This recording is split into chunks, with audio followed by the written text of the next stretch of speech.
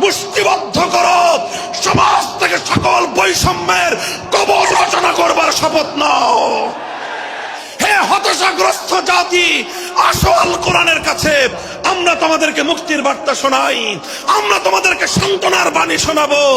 আসো হাতে হাত রাখি, সমস্ত বৈষম্য, জুলুম, স্বৈরতন্ত্রের কবর রচনা করে আল্লাহর কোরআনের সমাজ গড়বার জন্য হাতে হাত রাখি।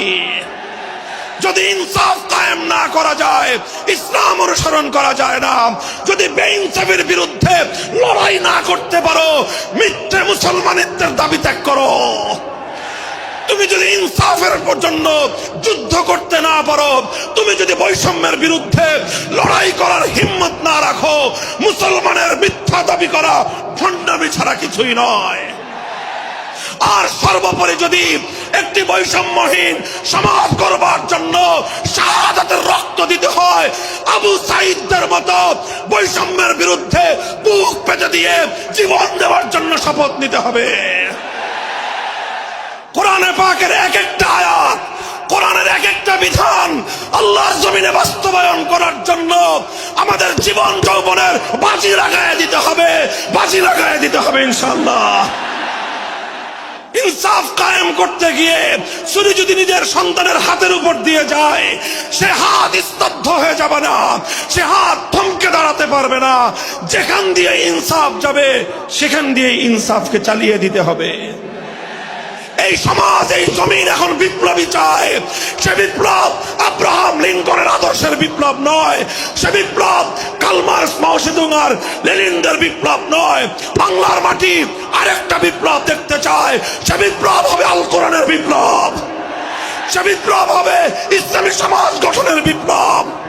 সেই বিপ্লবের জন্য 2000 যুবক নয়, যদি 2 লক্ষ যুবকের তাজা বুকের শাহাদাতের রক্তের প্রয়োজন হয়, সে রক্ত দেওয়ার জন্য শহীদ ঈদগাহে কারা কারা জমায়েত হবে, কারা কারা জমায়েত হবে। হ্যাঁ, এটা শুধু কথার কথা না, শপথ। এটা কথার কথা না, শপথ। এটা অঙ্গীকার। কার সাথে? কার সাথে? যেই অপরাধ করে মন্ত্রীর দুলাভাই ছাড়া পেয়েছে, যেই অপরাধ করার পরে এমপির শালার শাস্তি হয় নাই, যেই অপরাধ করার পরে শিল্পপতির বিচার হয় নাই, যেই অপরাধ করার কারণে রাজনৈতিক নেতার কোনো বিচার হয় নাই, একই অপরাধ দুর্বল, গরিব, অসহায় মানুষ করার পরে তার উপর আইনের শাসন 100 ভাগের জায়গায় 200 ভাগ বাস্তবায়ন করা হয়। আল্লাহ নবী বলেছেন, পৃথিবীতে ইসলাম এসেছে শুধুমাত্র ইবাদত, নামাজ, রোজার, হজ, যাকাতের বিধান বাস্তবায়নের জন্য নয়। ইসলাম দুনিয়াতে আগমন করেছে, তার আগমনের অন্যতম উদ্দেশ্য হলো সমস্ত বৈষম্য দূর করে, জুলুম আর বেইনসাফি দূর করে বিশ্ব সভ্যতায় ন্যায় এবং ইনসাফ কায়েম করা।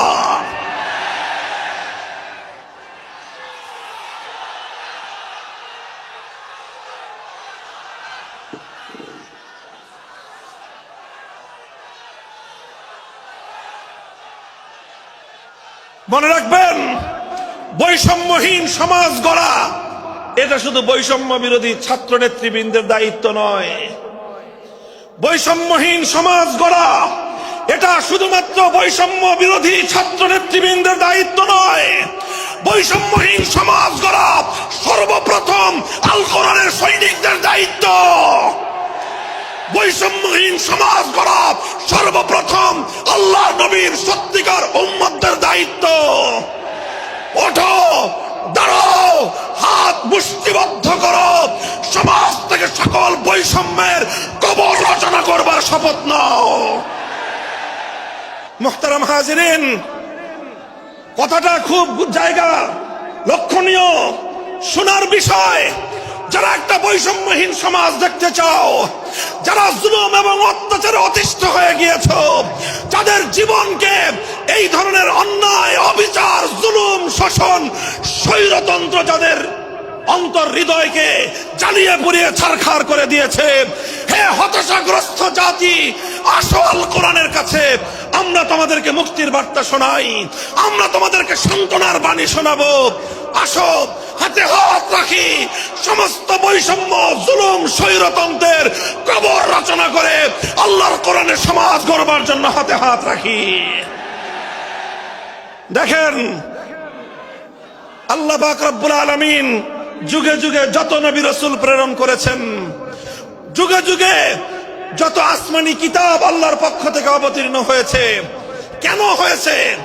শুধুমাত্র মুসল্লিদের সমাজ গড়বার জন্য নয়, শুধুমাত্র রোজাদার সমাজ গড়ার জন্য নয়, অবশ্যই কোরআন এবং কিতাব নাজিল হয়েছে নামাজের জন্য, অবশ্যই কোরআন এবং কিতাব নাজিল হয়েছে রোজা, হজ, যাকাত সহ আল্লাহ পাকের যাবতীয় বিধান সমাজে বাস্তবায়ন করার জন্য। তবে একমাত্র এটাই উদ্দেশ্য নয়, বরং সমস্ত কিতাব, সমস্ত নবী রাসূল দুনিয়াতে আগমন করার অন্যতম একটা মৌলিক লক্ষ্য। কোরআনে পাকের সূরাতুল হাদীদ থেকে তেলাওয়াত করেন, অর্থ বুঝেন, মর্ম বুঝার চেষ্টা করেন।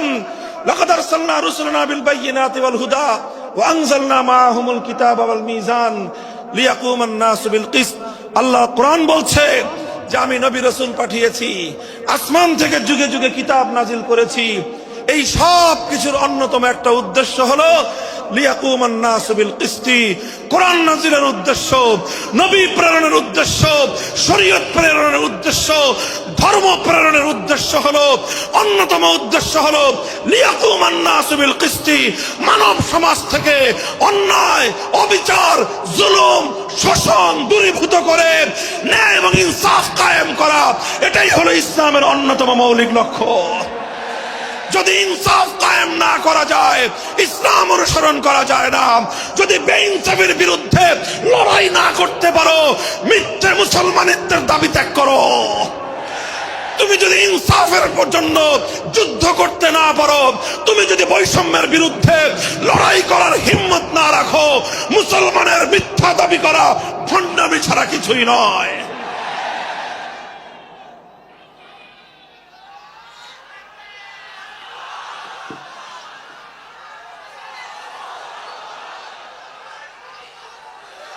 এই জন্য আমাদেরকে বুঝতে হবে, আমাদের জীবনের অন্যতম মিশন, যে জন্য আল্লাহ তার নবীদেরকে পাঠিয়েছেন, নবীদের জীবনের মিশন যা ছিল, নবীর উত্তরাধিকারী, নবীর অনুসারীদের জীবনের মিশনও সেটাই হবে। বলেন কথা ঠিক না বেঠিক? যে পথে গিয়েছে নবীদের জীবন, সে পথে যাবে আমাদের জীবন। যেটা ছিল নবীদের ভীষণ, সেটাই হবে আমাদের ভীষণ। যদি এটাই হয় সত্য কথা, এটাই যদি হয় শপথ, তবে বৈষম্যহীন সমাজ গড়বার জন্য যা করতে হয় তাই করা আমার আর তোমার জিম্মাদারি। যদি সেজন্য আমাদেরকে ঘাম ঝরাতে হয়, ঘাম ঝরানো আমাদের দায়িত্ব। আর যদি সেজন্য চোখের অস্ত্র দিতে হয়, চোখের অস্ত্র দেওয়া আমাদের দায়িত্ব। যদি সম্পদের কোরবানি করতে হয়, মাল সম্পদের কোরবানি করা, সেটাই আমাদের জীবনের দায়িত্ব এবং উদ্দেশ্য। আর সর্বোপরি যদি একটি বৈষম্যহীন সমাজ গড়বার জন্য শাহাদাতের রক্ত দিতে হয়, আবু সাঈদদের মতো বৈষম্যের বিরুদ্ধে বুক পেতে দিয়ে জীবন দেওয়ার জন্য শপথ নিতে হবে।